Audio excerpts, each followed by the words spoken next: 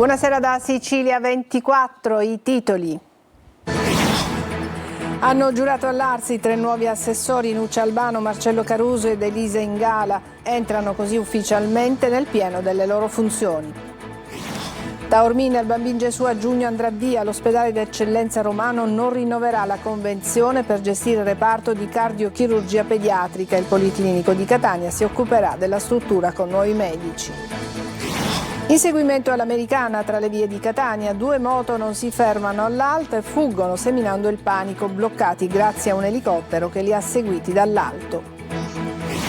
Non si fermano le spaccate a Gela, stavolta presa di mira dai rapinatori una trattoria del centro. Mamme equilibriste costrette a barcamenarsi tra lavoro, figli e carenza di servizi, il rapporto di Save the Children. La storia di Giorgio, studente di Ragusa, che ha donato il midollo osseo per salvare un bambino brasiliano. Calcio, domani a Veronello il Catania testerà le proprie ambizioni play-off in amichevole contro l'Inter Under 23.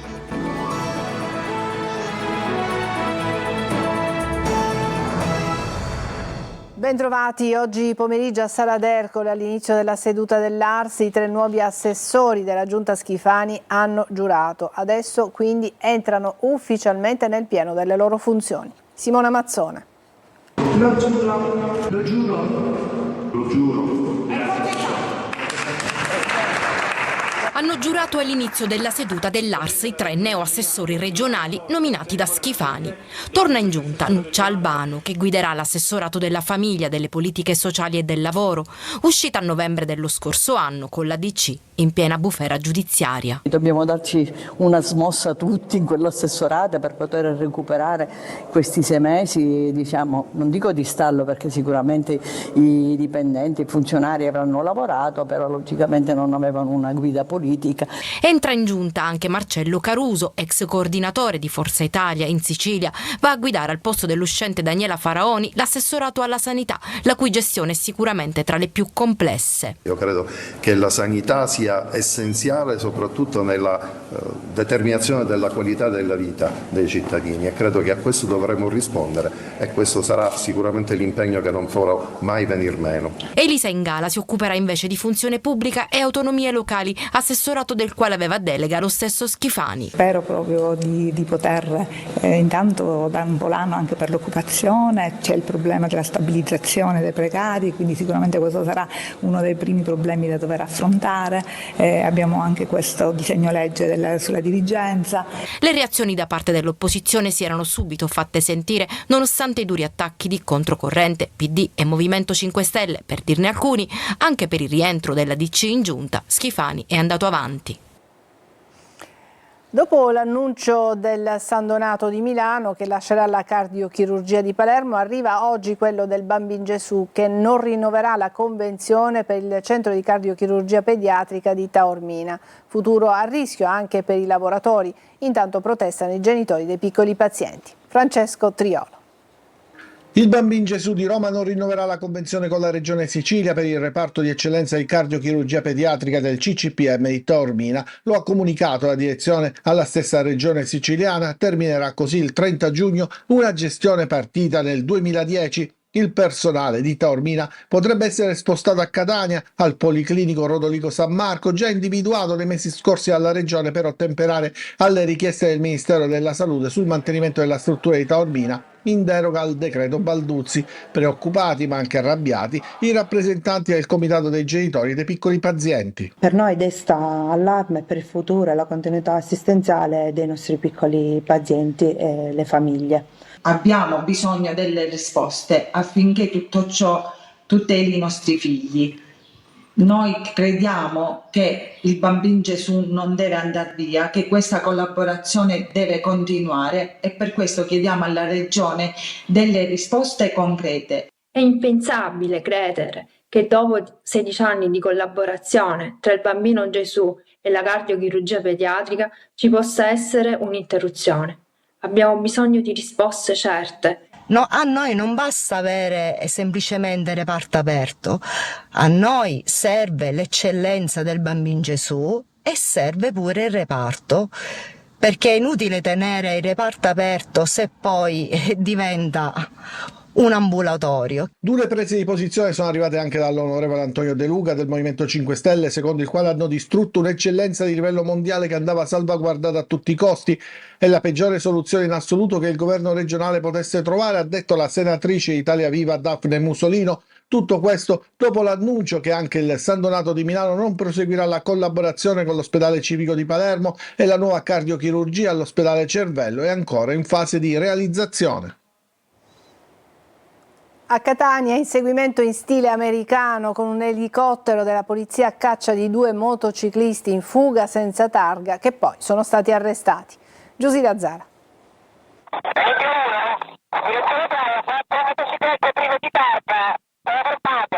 A Catania in 2 sfrecciavano in sella alla loro moto da enduro senza targa, non si fermano all'alt della polizia vicino al Faro Biscari e fuggono. Da qui è iniziato un inseguimento in stile americano con un elicottero della polizia, come si vede nelle immagini, che seguiva i 2 a tutta velocità per le stradine del centro storico. Nonostante le sirene spiegate e i lampeggianti accesi delle auto della polizia, i 2 hanno continuato la loro corsa nel fuggi-fuggi dei passanti che scappavano per mettersi in salvo. Poi si erano anche divisi, uno diretto in via della Concordia e l'altro in via della Scabrosa. Da terra, alla fine, seguendo le indicazioni dall'alto, la polizia ha fermato a San Cristoforo i 2 pregiudicati arrestati per fuga pericolosa. La fase finale della loro cattura è stata anche ostacolata da alcuni residenti del quartiere che si erano messi davanti ai poliziotti a piedi. Tutto in sicurezza al momento. Ai 2 indagati sono state contestate anche sanzioni per le infrazioni del codice della strada per 2.500 euro. Incidente mortale a Catania, perde la vita la 47enne Angela Cori, passeggera di una moto che è entrata in collisione in via Forcile con una Audi 80. Alla guida delle 2 ruote c'era il marito della donna, rimasto ferito gravemente. Inutili i tentativi di soccorso, la donna è morta sul colpo. Si allunga la scia di furti e spaccate a Gela al centro di una escalation di violenza. Nel mirino adesso c'è stata una trattoria. Gerry Italia. Continua senza sosta l'emergenza spaccata in città. Stanotte un nuovo colpo, l'ennesimo, 11 episodi in pochi mesi, 3 soltanto nelle ultime 24 ore. Nel mirino, la trattoria San Giovanni, nel cuore del centro storico. Era circa l'1:30 quando un uomo con il volto nascosto da un cappuccio ha colpito, usando sempre lo stesso metodo, una pesante mazza per sfondare il vetro dell'ingresso laterale su via Bela. Pochi istanti per entrare, arraffare il cassetto della cassa, un tablet e persino il barattolo delle mance. Bottino, oltre 3.000 euro, anche a causa degli acconti per le imminenti comunioni. Un'azione rapida, mirata, quasi chirurgica, tutto ripreso dalle telecamere di sorveglianza interne ed esterne che il malvivente ha anche tentato invano di manomettere. Immagini ora al vaglio della polizia, impegnata a ricostruire movimenti e possibili collegamenti. E non si tratta di un caso isolato, l'ombra è quella di un fenomeno strutturato con modalità ricorrenti e obiettivi precisi, colpire di notte approfittando della chiusura e della scarsa presenza in strada. Secondo la procura, dietro la sequenza di colpi potrebbe esserci una vera e propria organizzazione. Anche sulle spaccate ci stiamo lavorando. Sono soggetti che si stanno dedicando a questo particolare tipo di reati contro il patrimonio. Intanto, sempre nelle ultime ore, un altro tassello sul fronte della criminalità. I carabinieri del reparto territoriale di Gela hanno arrestato un 20enne pregiudicato ritenuto complice in un tentato omicidio avvenuto nell'agosto del 2025. Secondo gli investigatori, il giovane avrebbe avuto un ruolo chiave nell'agguato, attirare la vittima nel punto stabilito dove ad attenderla c'era il complice armato. 5 colpi di pistola esplosi a distanza ravvicinata che hanno ferito gravemente un 42enne. Un'esecuzione pianificata nei dettagli che conferma, secondo gli inquirenti, la presenza di dinamiche criminali organizzate sul territorio. 2 filoni diversi ma un'unica preoccupazione, una città sotto pressione dove la notte diventa terreno fertile per chi agisce nell'ombra. Insulti sessisti e denigrazioni personali, tutto via social, all'indirizzo di Danila Nobile, presidente della Società Idrica di Agrigento, Laica. A denunciarlo è stata la stessa professionista che con un video ha mostrato i post diffamatori, annunciando azioni legali per il risarcimento del danno. Vasta operazione della polizia ad Adrano, nel Catanese. È stato trovato un arsenale composto da pistole, fucili a canne mozze e oltre 850 munizioni nascosti in abitazioni e case rurali. 4 gli arresti e una denuncia. Desiree Ferrito. Un arsenale nascosto tra abitazioni, garage e fondi agricoli. A scoprirlo la Polizia di Stato grazie ad una vasta operazione scattata ad Adrano, nel Catanese, dove la squadra mobile e il locale commissariato hanno arrestato 4 persone e denunciato una quinta. Pistole con matricola a brasa, fucili a canne mozze, caricatori pronti all'uso e oltre 850 cartucce di diverso calibro. Questo è il materiale sequestrato dagli agenti, supportati dagli specialisti della polizia scientifica arrivati da Roma. Decisivo anche l'impiego di sofisticati georadar utilizzati per individuare eventuali nascondigli sotterranei all'interno di muri e terreni. Il blitz è scattato alle prime luci dell'alba, in pieno centro storico, nell'abitazione di un 37enne con precedenti specifici in materia di armi. Gli investigatori hanno trovato pistole semiautomatiche cariche e un revolver nascosti in una cassapanca. Nel garage dell'uomo sono state sequestrate anche centinaia di munizioni e 2 auto con targhe contraffatte. Altre armi clandestine sono state recuperate in proprietà rurali e abitazioni private, fucili nascosti sotto i divani, pistole e caricatori custoditi persino nei comodini delle camere da letto. Tutto il materiale sarà ora sottoposto ad accertamenti balistici per verificare un eventuale collegamento con recenti episodi criminali o fatti di sangue avvenuti nel territorio etneo. A Catania 2 imprenditori cinesi aiutati dai loro commercialisti sono riusciti a frodare il fisco. Ecco in che modo nel servizio di Giusy Lazzaro.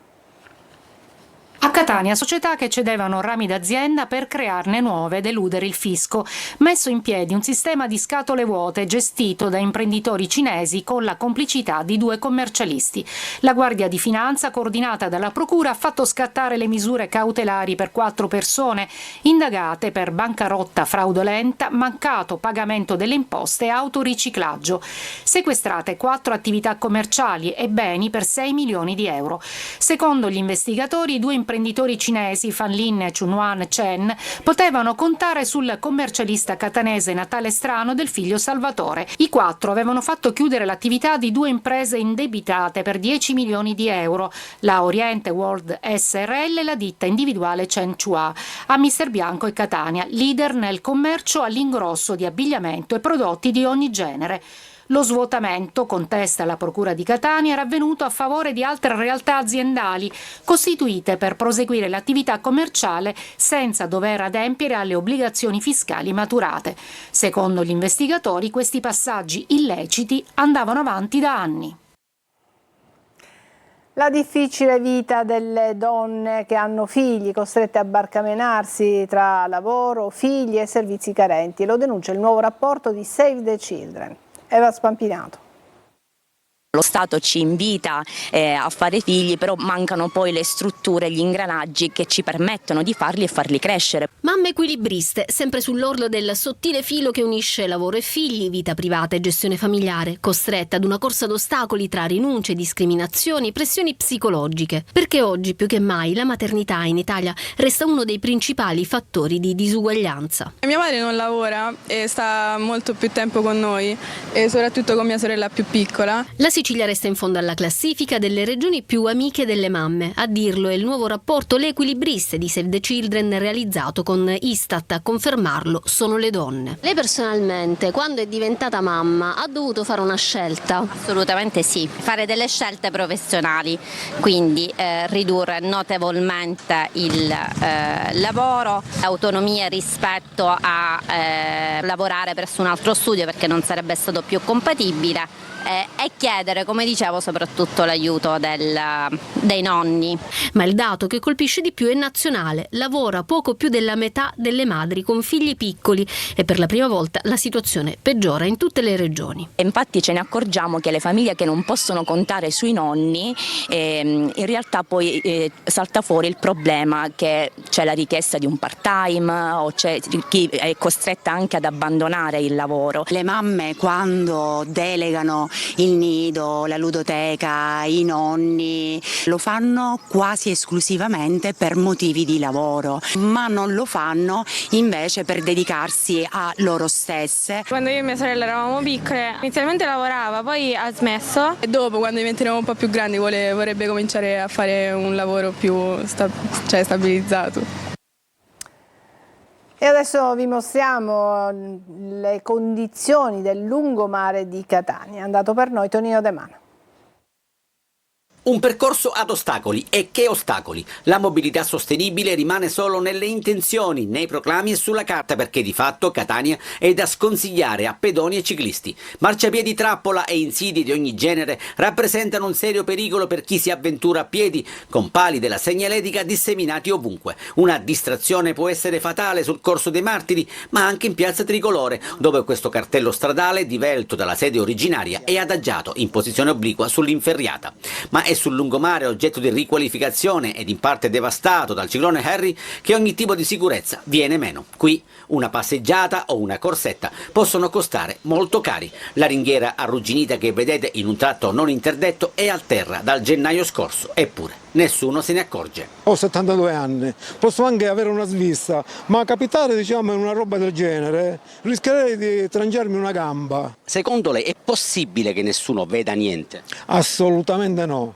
Se il cittadino se ne accorge, se ne accorgerebbero anche le autorità. Sì, in effetti è molto rischioso. Preferisco passare un po' più distante. Se ne accorgono e li scansano gli ostacoli, per fortuna, questi due amanti dello sport, uno di corsa, l'altro in bici, con la pista ciclabile ristretta da questi blocchi di cemento bianco e rossi, eredità del ciclone Harry. Bisognerebbe togliere tutti questi ostacoli, sistemare le ringhiere.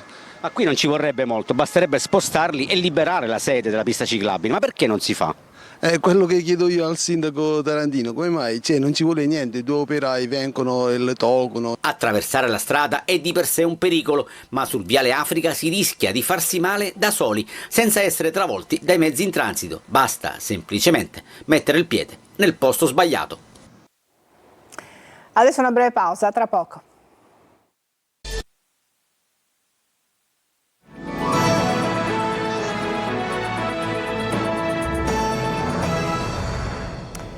Adesso la storia di Giorgio, un giovane studente di Ragusa che ha donato il suo midollo osseo per salvare la vita a un bambino brasiliano che aveva conosciuto proprio qui in Sicilia.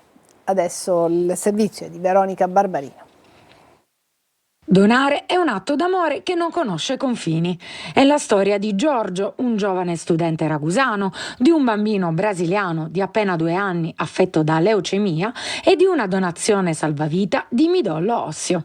Un gesto di solidarietà iniziato durante una donazione di sangue all'Avis, dove Giorgio scopre che iscrivendosi al registro donatori di midollo osseo avrebbe avuto la possibilità di salvare una vita grazie alle sue cellule staminali. È una procedura ormai che si fa tramite aferesi, ovvero una classica donazione di sangue, solo che al posto magari di durare 15 minuti dura molto di più, ma a livello fisico non crea nessun tipo di problema. L'unico dolore che si può provare sono letteralmente le braccia indolenzite e basta. Pochi mesi dopo la chiamata, una compatibilità genetica rarissima ma esistente, era possibile con un piccolo paziente brasiliano. E ho salvato una vita. Ho scoperto la mattina stessa che era questo ragazzino del Brasile. Poi per il resto però non ho mai conosciuto, mai incontrato questo bambino. Un gesto semplice ma dal valore immenso che oggi rappresenta una concreta speranza di vita. Ma come diventare donatori? Cerchiamo solo dei giovani che si vogliono iscrivere, dei giovani che hanno quella voglia di poter donare la vita ad un altro fratello genetico. Ci si iscrive tramite centro trasfusionale oppure tramite Avis. Si deve essere in ottima salute, 18-35 anni per iscriversi e di avere un peso minimo di 50 kg. Dopodiché potrebbe arrivare questa telefonata del centro trasfusionale che ti dice magari c'è questa persona, questo tuo fratello genetico che ha bisogno di te. Ognuno di noi quindi può diventare un giorno l'unica speranza per qualcun altro, anche dall'altra parte del mondo. Al centro di prima accoglienza di Pian del Lago di Caltanissetta si è svolta una partita speciale tra scout e migranti richiedenti protezione internazionale. Un pomeriggio di sport, inclusione e incontro tra culture diverse. Il servizio è di Rita Cinardi. Al centro di prima accoglienza di Pian del Lago per un pomeriggio il calcio è diventato molto più di un semplice gioco. In campo sono scesi i ragazzi della GESCE, un gruppo di migranti ospiti della struttura, protagonisti di una partita nata per abbattere le distanze e parlare un'unica lingua, quella dello sport e dell'inclusione. L'iniziativa promossa insieme alla prefettura di Caltanissetta ha trasformato il campo di calcio in un luogo di incontro, sorrisi e condivisione. Da una parte gli scout, dall'altra i ragazzi ospiti del centro, ma per tutta la durata della partita a prevalere sono stati soprattutto soprattutto il rispetto reciproco, il fair play e la voglia di stare insieme. Lo sport cosa richiede? Rispetto delle regole e delle persone e anche sviluppare dei sentimenti, e quindi diciamo che è la via migliore per favorire l'inclusione, l'accoglienza, la solidarietà, anche perché accanto al rispetto delle regole e degli altri c'è anche la possibilità di avere delle soddisfazioni, di divertirsi e di gioire. L'iniziativa è nata direttamente dai giovani scout della Squadriglia Lupi, che hanno scelto di dedicare una delle loro attività al tema della fratellanza internazionale e dell'incontro con gli ospiti del centro, e così tra passaggi, sorrisi e applausi il calcio si è trasformato in un'occasione per conoscersi e condividere esperienze lontane ma unite dallo stesso spirito di squadra. Tutte le attività sono state proiettate nella direzione unica, che è appunto quella della fratellanza internazionale, per la quale il movimento si spende ormai da oltre un secolo. Adesso una breve pausa e poi il calcio con il Catania.